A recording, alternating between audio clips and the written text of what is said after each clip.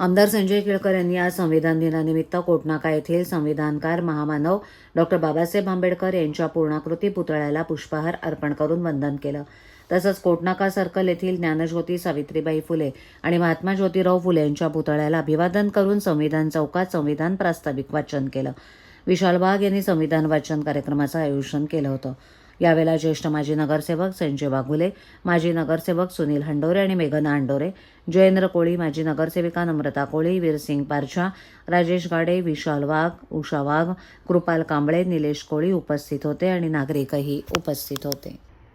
Bharat Ratna doctor Babasaheb आंबेडकरांनी निर्माण केलेलं हे संविधान ही जगातली सर्वोच्च लोकशाही भारतामध्ये जी चालू आहे त्याला हे संविधान जो आहे हा महत्त्वाचा पाया आहे। संविधानाला नमस्कार करून संविधानाचा मान राखून हा देश चालवण्याची ही एक प्रकारची प्रतिज्ञा आहे आणि त्यामुळे 75 वर्षाच्या कालखंडामध्ये या देशामधल्या गोरगरिबाला, वंचित, दुर्लक्षित, मागे पडलेल्या अशा मनुष्याला ताकद देण्याचं काम जर कोणी केलं असेल तर हे संविधानाने केलं आहे आणि त्याच्यामुळे आमच्या दृष्टीने संविधान ही अत्यंत महत्त्वाचा अशा प्रकारची ही संविधान आहे।